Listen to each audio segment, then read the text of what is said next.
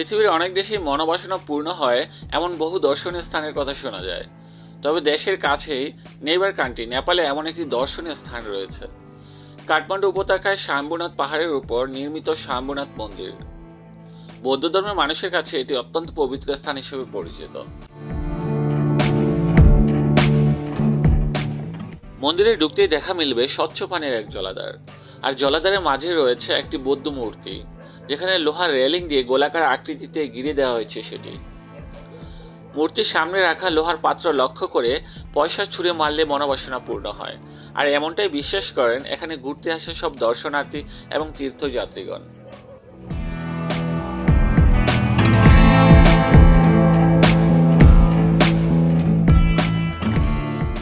এই স্বয়ম্ভূনাথ টেম্পলটি নির্মাণ করা হয়েছিল ৫ম খ্রিস্টাব্দে রাজা বাসাদেবের সময়ে, আর তখন এই সাম্রাজ্যটি পরিচালিত হতো গুপ্ত সাম্রাজ্যের অধীনে। এখানে প্রচলিত আছে যে এই মন্দিরের স্থানে একটি হ্রদ ছিল, যার মাঝখানে দ্বীপের মতো অগ্নিস্তূপ দেখা গিয়েছিল। যখন গৌতম বুদ্ধ এখানে আসেন এবং আসার পর ভাবেন যে এই অগ্নিস্তূপটি মানুষকে আলোকিত করতে পারে, পরে অবতার মঞ্জুশ্রী এই দ্বীপের পানি সরিয়ে দিয়েছিলেন যেন মানুষ এই স্তূপায় আসতে পারে। আর পরবর্তীতে এই হ্রদটি হচ্ছে বর্তমানের কাঠমান্ডু উপত্যকা, যেখানে বেসে থাকা পদ্ম পরিণত হয়েছিল পাহাড়ে এবং ফুল পরিণত হয়েছিল স্তূপায়।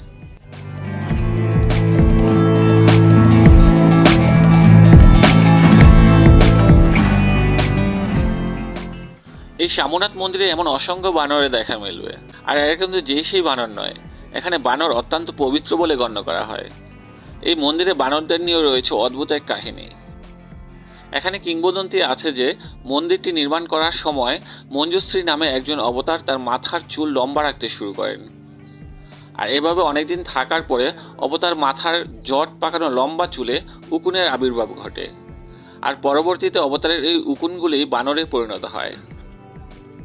তবে লোকে যে যাই বলুক না কেন, প্রতি বছর এখানে লক্ষ লক্ষ দর্শক আসেন এই বিখ্যাত মন্দির এবং বানরদের দর্শন পেতে।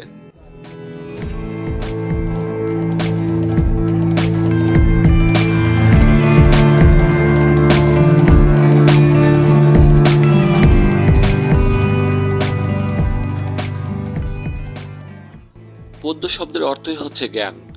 বৌদ্ধ ধর্মের বেশিরভাগ মানুষই আধ্যাত্মিকতা পছন্দ করেন, আর তারা বিশ্বাস করেন যে স্তূপের উপরের দিকে, তার মানে শীর্ষের 13টি চূড়া এই প্রতীক বহন করে যে কোনো জাগতিক মানুষকে জ্ঞান বা বুদ্ধত্বের কাছে পৌঁছানোর জন্য আধ্যাত্মিক উপলব্ধির 13টি ধাপ পেরিয়ে তারপরেই যেতে হয়। মূল স্তূপের চারপাশে প্রতিটি দিকে এক জোড়া করে বৃহৎ চোখ আঁকা হয়েছে, যা প্রজ্ঞা এবং করুণার প্রতিনিধিত্ব করে। প্রতিটি জোড়া চোখের উপর আবার তৃতীয় চোখ বা তৃতীয় নয়ন আঁকা হয়েছে। বলা হয়ে থাকে যে বুদ্ধ যখন জ্ঞান প্রচার করেন তখন মহাজাগতিক রশ্মি তৃতীয় চোখ থেকে বের হয়, যা স্বর্গীয় প্রাণীদের জন্য বার্তা হিসেবে কাজ করে, যাতে আগ্রহীরা বুদ্ধের প্রচার শোনার জন্য পৃথিবীতে নেমে আসতে পারেন।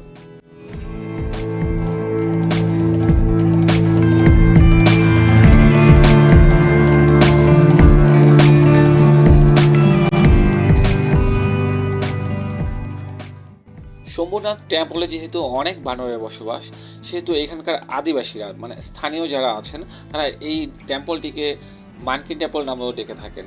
এবং আপনারা যদি কেউ এখানে আসেন এবং হাতে যদি খাবারের প্যাকেট থাকে, তাদের কাছে রিকোয়েস্ট করবো যে খাবারের প্যাকেট হাতে না রাখাই ভালো হবে, কেননা এখানে যে বানরের দল আছে বা বাহিনী আছে, এরা যে কোনো সময় আপনাকে অ্যাটাক করতে পারে খাবারের জন্য। তবে যদি এই খাবারগুলো বানরের জন্যই কেনা হয়ে থাকে তাহলে তার কোনো কথাই নেই। বলে রাখা ভালো যে 2015 সালে নেপালে যে ভূমিকম্প হয়েছিল, সেই সময় নেপালের ভক্তপুরের ন্যায় এই সোমনাথ টেম্পলটিও বিরাট ক্ষতিগ্রস্ত হয়। মূল স্তূপাটি ছাড়া প্রায় অধিকাংশ মন্দিরগুলোই আবার পুনর্নির্মাণ করা হয়। পূর্ণ লাভের আশায় দূর দূরান্ত থেকে মন্দিরে আসা তীর্থযাত্রীরা প্রদীপ জ্বালানোর প্রাচীন সংস্কৃতিটি এখনো পরম্পরায় মেনে আসছে এই শম্ভুনাথে। মন্দিরের এই স্থানটি থেকে পুরো কাঠমান্ডু শহরটি আপনি এক নিমেষেই দেখে নিতে পারেন। যদিও এখন সকালবেলা, সেই জন্য কুয়াশার চাদর থেকে শহরটি এখনো রেহাই পায়নি, সেই জন্যই গোলাটে দেখাচ্ছে।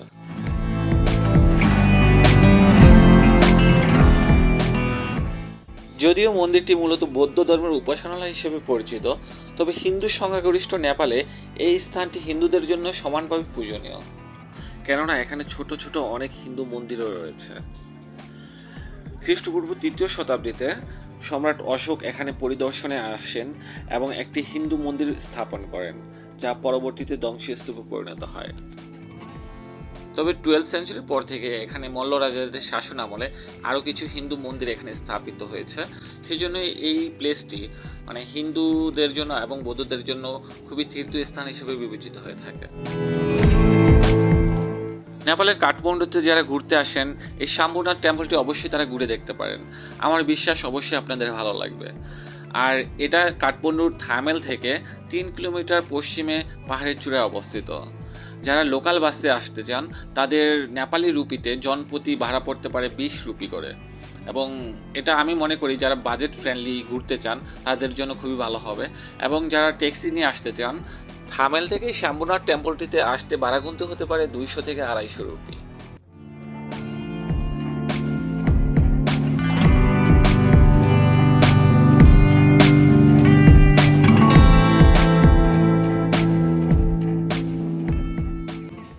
উপরের বিভিন্ন রঙের যে ফ্ল্যাগগুলো সারিবদ্ধভাবে দেখা যাচ্ছে, এই ফ্ল্যাগগুলোতে নেপালি ভাষায় বিভিন্ন মন্ত্র লেখা রয়েছে। আর নেপালি বৌদ্ধদের বিশ্বাস, বাতাস যখন এই ফ্ল্যাগগুলোর মন্ত্রগুলোকে স্পর্শ করে যত দূর পর্যন্ত প্রবাহিত হবে তত দূর পর্যন্ত শান্তি বিরাজ করবে। নেপাল ভ্রমণের কাঠমান্ডুর এই সিরিজটি এখানেই শেষ করেছি। ভিডিওটি কেমন লাগলো তা অবশ্যই কমেন্টে জানান। ভালো লাগলে চ্যানেলটি সাবস্ক্রাইব করে পাশে থাকুন। পরবর্তীতে আশা করছি আরও ভালো ভিডিও নিয়ে হাজির হব। সে পর্যন্ত ভালো থাকুন। Good bye.